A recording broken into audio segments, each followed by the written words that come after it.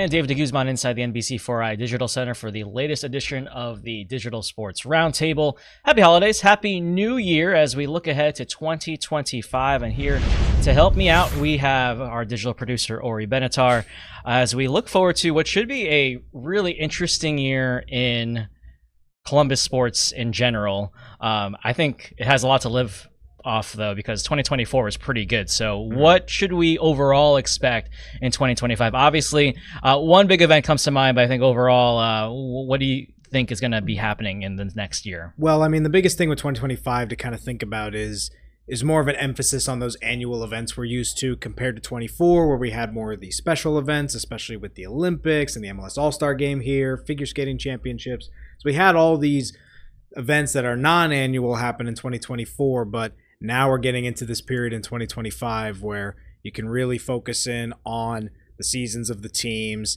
There's not going to be as much outside stuff going on. So Buckeyes football, basketball, Crew, Blue Jackets, that's kind of the main focus in 2025. It usually is, but you're really zeroing in on it for this 25 year. Yeah, less big events per se, but I think the potential for Columbus teams, Ohio State, the Crew, I mean, even, the Blue Jackets, with them being on and off as we get to the end of 2024, big win over the Bruins recently, a lot of potential there. But let's start with kind of the big event that I think is on everyone's minds.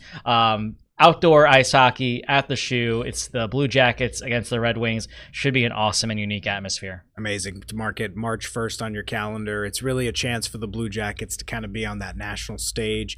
We've rarely seen the Blue Jackets really play on national TV during the time of their existence. Most of the time you're seeing them on the local broadcast networks because they haven't been the type of team that gets the attention of, let's say, a Penguins or a Rangers or a Capitals that get a lot of national television games. But finally, after 25 years, the Blue Jackets are going to get an outdoor game. The Shoe should be rocking for that. I think the atmosphere will be as good, if not better, than what we had for the playoff game between the Buckeyes and Tennessee, just because it's such a unique new event for the stadium. So I can't wait for it. It's going to be a lot of fun. Unique is definitely one way to describe it, because just the planning that goes into an event like that, and then the logistics of getting the ice rink made, and then making sure that both teams are coming out of the right locker rooms, and then there's also going to be obviously an Ohio flair to this. And I spoke to one of the organizers, and they were talking about how they can incorporate some Ohio State traditions into this hockey game. I think it's going to be really exciting. I'm excited to see what's going to be up their sleeve for the NHL. They love this kind of stuff. And, in the grand scheme of things, obviously we've seen, year in and year out since 2008 when they first did the Winter Classic on New Year's Day over in Buffalo, if memory serves me correctly. Mm-hmm. It's a nostalgia that doesn't really get old. I think if you're talking about nostalgia that gets old, I think it's like football games and like baseball stadiums. That's a personal thing for me. But outdoor hockey, that's something that definitely does not get old. It'll be an Ohio flavor for sure. 21 Pilots will be performing. Mm-hmm. I'm sure they're going to find a way to do Carmen, Ohio, Script, Ohio, get some Buckeye traditions in there. And hopefully by that time, when we get into early March, this Blue Jackets team is still kind of in that wild card conversation. Like you said earlier, David, they're kind of an on and off team. They have some really good performances, some really bad ones, but I think the fact that Zach Werenski is having a really phenomenal season, especially his point production as a defenseman, 4 assists against the Bruins in that win on the 27th of December. So hopefully by the time we get to that Stadium Series game, it's not just like a glorified regular season game that doesn't have a lot of stakes. Hopefully there are a lot of stakes behind it against a former divisional rival in the Red Wings. Yeah. Staying on the topic of just big events in general, March Madness coming to Ohio. Not here, but just a couple hours up north. Orri, what can you tell us about that? Yeah, no, I mean, March Madness is we always know that March Madness is in Ohio every year because of the first 4 in Dayton. But, right, we had first round games in Columbus in 2023. We saw the women's Final Four in Cleveland last year with Caitlin Clark in Iowa losing to South Carolina, and UConn playing in that Final Four too. Men's first round games back in Cleveland for 2025 ahead of the Final Four in San Antonio. So maybe we see that Buckeyes men's basketball team play in those first round games. Ohio State kind of floating around that double-digit seed range right now before we get into the business end of conference play. So the Buckeyes are going to have to make sure they maintain kind of like a 500, maybe slightly above, slightly below 500 record in Big Ten play in order to get an at-large spot in the tournament. Or, just win the Big Ten Conference tournament and make it a lot easier. But, the prospect of Buckeyes March Madness basketball in Cleveland is pretty fun to think about. But obviously, you just got to get to the tournament. Doesn't matter where they play. It'll be 3 years as of 2025 since we've seen the men's team make the tournament, whereas the women's team should be in there, one of the last undefeated teams in the country going into the new year. And they definitely will be a team that could make a Cinderella run amidst a really strong field. Yeah, I think with the men, we weren't sure for a while because in these big matchups, they weren't going their way. But then they beat Kentucky at MSG, and I was like, okay, that's came something out of nowhere. That's something to build off of. So, and that was definitely unexpected. So we'll see. What's great about college basketball is that anything can happen, and you could have a team that's not doing so well, and then all of a sudden they make a big run, and then win the Big Ten tournament, and then next thing you know, you're playing deep into March, and you're filling out brackets. So, one other event that obviously we talk about every year, but it's also worth talking about every year is the Memorial. Next year, returning to its original time slot of the week of Memorial Day week. Does that make sense? Sorry, it does make sense. Yeah, it used to be. Last year it was the week after, and it was just kind of not weird. It was just kind of different. And we're expecting Scotty Scheffler to be able to defend his title. Is coming off of surgery, if last time I checked, but I really wouldn't count him out, especially considering, where the Memorial falls on the calendar. Yep, and it's the 50th anniversary in 2025, so it'll be a very, very special event at Muirfield Village in Dublin. I'm sure we'll see lots of tributes to the Nicklaus family. I'm sure we'll see some great golf there as usual. Hopefully, we see Tiger Woods potentially back in the field there, but the 50th Memorial doesn't get any better. It's going to be a phenomenal week in Dublin. Every year it serves as a great event in the spring, and hopefully you get blessed with good weather, good sunshine, which is nice to think about now that we're recording this amidst a cloudy, rainy December in Columbus. Yeah, and I think we got a taste of springtime weather as we're recording this. Let's start to take some broad strokes with our Columbus teams. Let's start with the Crew because we're obviously in the off season right now, but that season it takes up a large part of the calendar. And before you know it, we're going to be talking about the return of MLS. And it's a topic I know you love discussing, Orri. So just your broad strokes about what 2025 holds for our Columbus Crew. I mean, it's a run it back season. They're literally playing in all the same competitions they played in last year. The MLS has hinted at a restructure of the Leagues Cup where they might not have every MLS team participate. They haven't announced the format yet, but I would have to expect, even in a change of format, the Crew should still be in the Leagues Cup to defend their title. It would only make sense, right?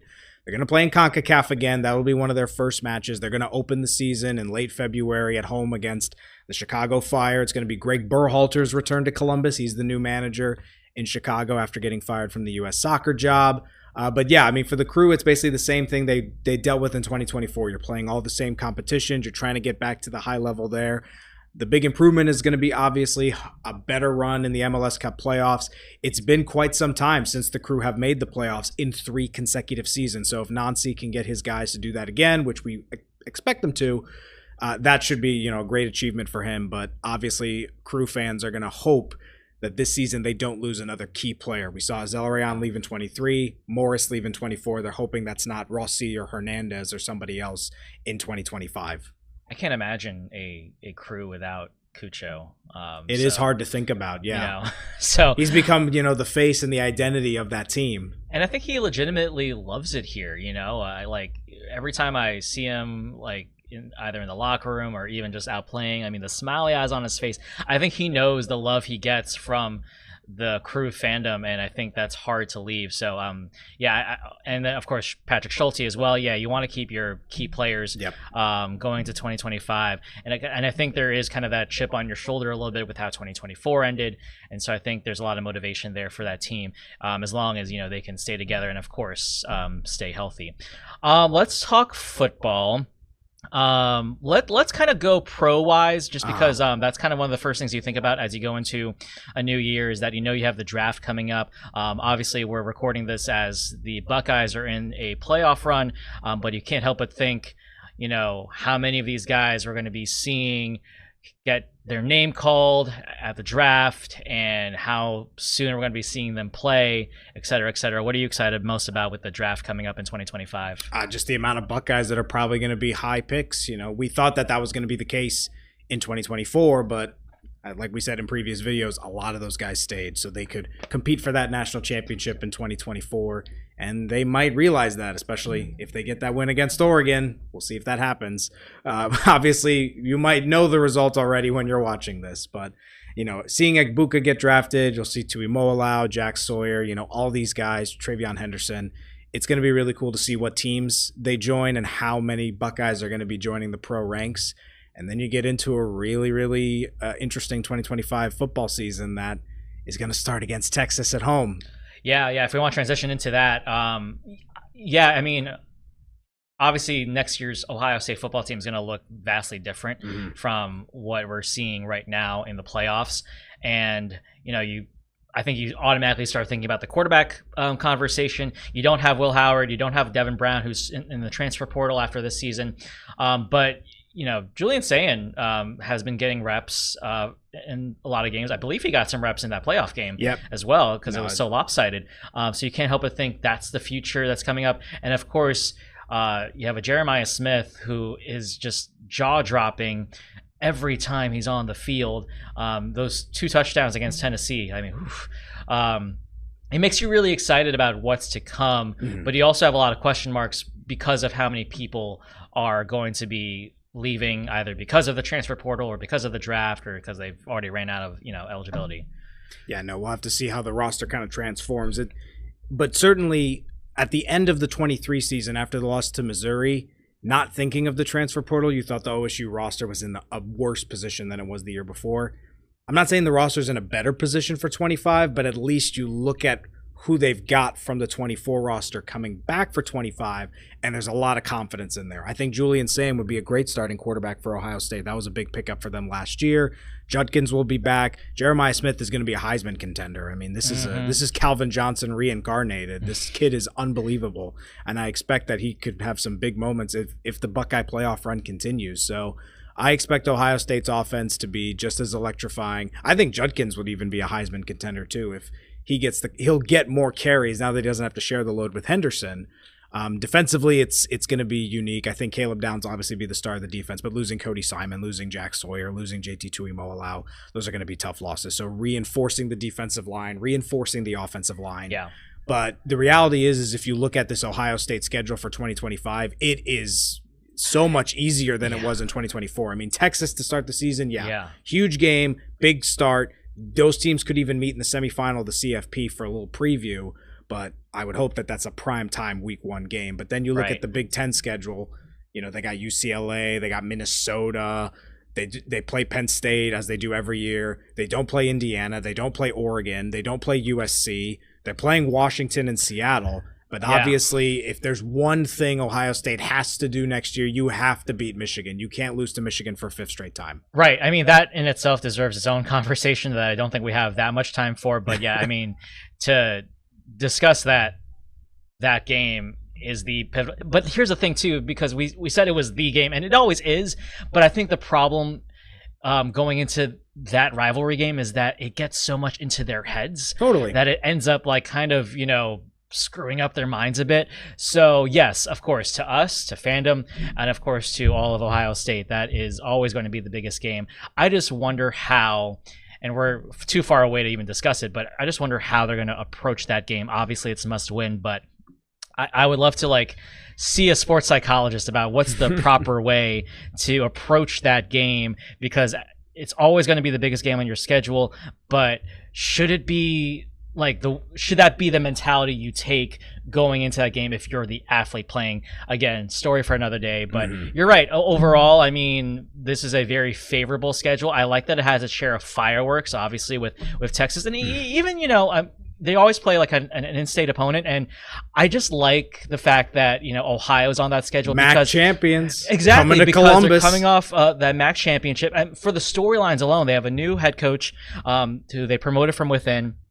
And I just think because it's obviously in our market, I just think it's fun. And, Ohio State hasn't lost to an in-state opponent in God knows forever. Over 100 years. Yeah, so it's in the game notes. So I think that's always just like a fun Ohio game to have. Yeah. I'm looking forward to a lot of this schedule. Penn State coming to town too. That's going to be a lot of fun. Given that, things stay the same. Of course, things can always change because it's college football. Yep. Any other big thoughts going into 2025? We can even expand kind of globally because, you and I like to do that. I mean, it's that weird non-Olympic year. We got world championships of, in the summer sports. It's kind of one of those opportunities to see the stars from Paris kind of, can they do it again? Can they back up that performance? And then, of course, we have the Winter Olympics coming up in 26. So this upcoming winter is really big in terms of finding emerging stars for Milan Cortina. Yeah, no, that's the thing. I always tell people odd numbered years are always sort of the more down years because it's not an Olympic year. You don't have one of the bigger international soccer tournaments because those are always in the even numbered years. But, 2025, I think one event to look forward to in Cincinnati. So I'm sure a lot of Columbus soccer fans will make the trip down to Cincinnati in June to watch some Club World Cup games. Yeah. Even if the tournament maybe doesn't have the same pizzazz as the World Cup with international teams because some of these European teams might not bring their top talent, it'll still be fun to see Bayern Munich and Borussia Dortmund come and play games at TQL Stadium in Cincinnati.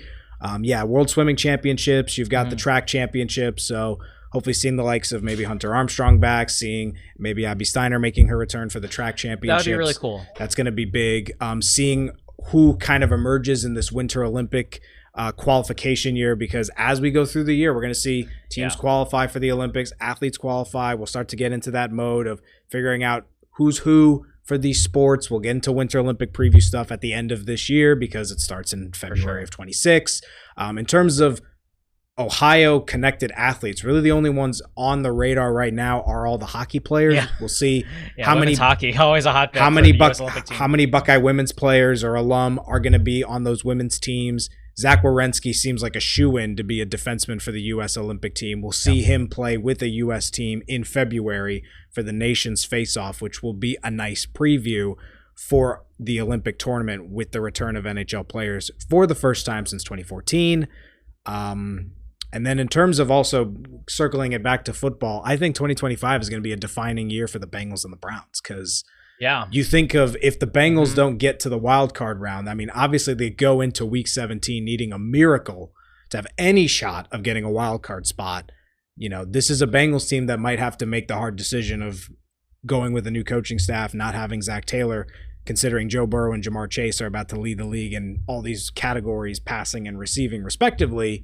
And then the Browns announced they're going to restructure Deshaun Watson's contract. Right. They're in a big year. They have a lot of talent on the table, but they're going to end 2024 with 3 or 4 wins. So where does this Browns team go if Deshaun Watson underperforms again? So all these kind of things to kind of think about with football, with international sports. So even though there's no Olympics, there's no major international soccer tournament, there's still going to be plenty going on. And also, you never know. You never know. We could get announcements in February, March that the U.S. men's soccer team's coming to play a friendly at lower.com. U.S. women's team's playing. You could have some other big events coming to town, too. Yeah. Going to get some runs from some non-revenue OSU teams, as you kind of always do. So, but there's still plenty to keep an eye on, for sure. There's always something going on. Fury in its second season in the Pro Volleyball Federation. That'll be exciting. And also, Orri, the NBA coming back to NBC for the 2025. That's true. End of 2025. Season, so NBA on NBC. That is true. We could have done a whole separate sports media because I'm a nerd, you're a nerd about that kind of stuff. But